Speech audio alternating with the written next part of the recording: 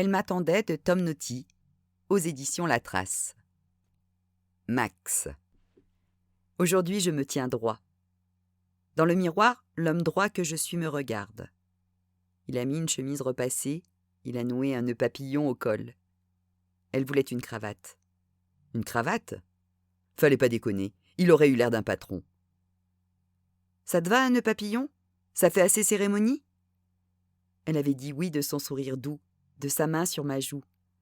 J'avais donc acheté un nœud papillon fleuri. Un bouquet à nouer autour de mon cou. Pour elle. Un bouquet, comme ses bras qui papillonnaient le soir, là, sur ma nuque. J'étais alors encerclée, du coup, par elle. Et j'aimais ces colliers de fleurs et de bras et de tendresse. J'aimais cette tendresse et ça m'étouffait. Mais l'homme dans le miroir va être en retard s'il ne se dépêche pas. Je l'interpelle d'un coup de menton. Il relève la tête mais il ne bouge pas. Pas encore.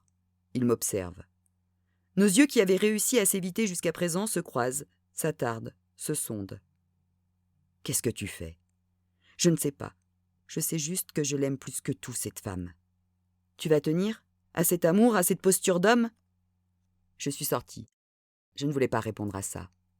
J'ai laissé mon élégant reflet dans le miroir, le reflet de ce que j'étais à ce moment-là, quelqu'un d'encore digne. Dans la cuisine, elle m'attendait avec ce sourire et cette robe de princesse plutôt courte. Une princesse aux genoux soyeux qui boirait de l'eau dans un verre avec une marque de bière sérigraphiée dessus. J'ai l'air d'une meringue, non ? Moi, j'aime les meringues. Mais non, tu ne dois pas répondre ça, tu dois me dire que je suis magnifique. Ah mince, désolée. Viens ici, ma magnifique petite meringue. Elle éclate de rire et rosille en me repoussant. On n'a pas le temps, Max. J'insiste. Remonte un peu le tulle sur ses cuisses de mouche. Elle se marre, tente de se faufiler entre mes grosses mains. Max, arrête ! Et comme je n'arrête pas, elle plante ses yeux profonds dans les miens. Dis, ce ne serait pas une diversion par hasard ? Je ne réponds pas. Je baisse la tête et mes mains farfouillent presque fiévreusement sous les couches de voile aérien. Je ne suis plus droit du tout. Je me penche. Elle s'extirpe à nouveau. Elle est hors de portée maintenant. Je suis à genoux devant elle, penaud, comme pour une demande en mariage. Celle que je ne lui ai pas faite. Mais elle se rapproche pour caresser ma joue et me recoiffer. Il faut y aller maintenant. S'il te plaît, Max. Ils vont nous attendre. Dans la rue, je suis l'homme qui accompagne la jolie mariée, qui s'engouffre dans une Clio vert pomme.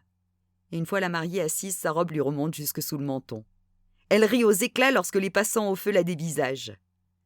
Le rose de ses joues qui émerge du blanc donne au vert de la voiture quelque chose de sans doute enjoué. Car les visages se retournent et nous accompagnent de sourires. Les alliances sont dans la boîte à gants. On les avait achetées au kiosque à bijoux d'un supermarché. On était partis pour de la glace au citron, les premiers jours de mai. On a fait ce qui lui a plu. On a acheté des alliances. Elles étaient jolies, alors on s'est dit que l'on pourrait ainsi se marier. Je me demande si ce n'est même pas moi qui en ai parlé le premier. Moi ou elle. Peu importe puisqu'on ne faisait qu'un. Et par-dessus tout, elle désirait porter le nom du père de cet enfant qui se cachait sous ses couches glucosées. Il fallait une famille digne de ce nom à cet enfant. Ce nom que je portais, mais que la dignité n'avait jamais effleuré. « Max, c'est vert !» L'horloge de la Clio ne marchait plus depuis des mois. Je n'avais pas enfilé ma montre. Avec son bracelet au cuir élimé, ça n'aurait pas fait sérieux et appliqué. Tous les feux passaient au rouge lorsque l'on s'approchait. Mes respirations. Son impatience aussi. Enfin, on est arrivé à destination. Tout le monde était déjà sur le parvis de la mairie. Tout notre petit monde. Les hommes portaient des cravates. Je lui ai murmuré. Tu vois, au moins, tu sauras me retrouver au milieu de tout ce patronat du dimanche. Les femmes avaient des robes bariolées et des boucles d'oreilles de pacotille qui étincelaient lorsqu'elles secouaient la tête pour s'interpeller ou pour rire. Nos amis étaient magnifiques. Une poignée d'hommes et de femmes qui avaient désiré notre bonheur et qui venaient le célébrer. On s'est étreint. Les parfums se sont mêlés, les mains, les bras, les épaules. On a échangé nos compliments et nos petites moqueries. Ça nous suffisait d'être là, ensemble. Jusqu'à ce qu'une employée de la mairie vienne nous sermonner. « Excusez-moi, messieurs, dames. Nous vous attendons à l'intérieur depuis un petit moment déjà.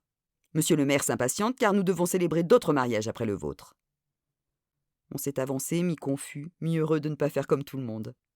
Resté un peu détaché, rebelle, nonchalant. De drôles de rebelles affublés d'un nœud papillon et d'une robe blanche. De petits rebelles d'opérette. Il y a eu les phrases d'usage, le protocole un peu rigide, ennuyeux. Il y a eu l'énoncé de l'état civil de chacun, les appellations de nos parents qui n'étaient pas là pour confirmer leur deuxième prénom ridicule. Le blanc de leur absence, le blanc dans les cases, au bas des registres. L'absence de mes parents, ce désert de leur défaillance. J'y vivais esselé dans ce désert depuis tant de temps. Un petit nomade, un Touareg, sans caravane, sans soleil. Juste le froid. J'avais vécu nuit et jour dans ce vide blanc, immaculé et glacé. Plus inuit que Touareg, plus nuit que jour.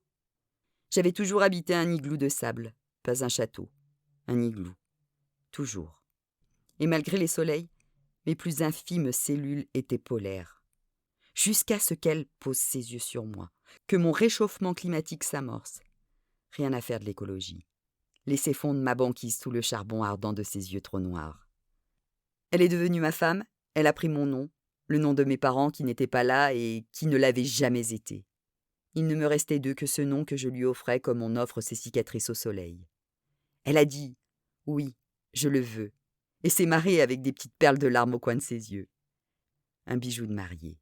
Elle avait toujours un petit truc de plus à ajouter au moment et aux mots, une coquetterie, comme un ingrédient de sa cuisine à elle.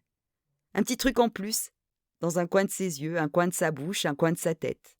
Un aromate cardiaque, un sourire qui faisait toujours piquer mes yeux. Elle voulait tellement que je sois enfin heureux et je crois vraiment l'avoir été. Un temps seulement, un peu. Car cette peur me tenaillait les entrailles, sans relâche.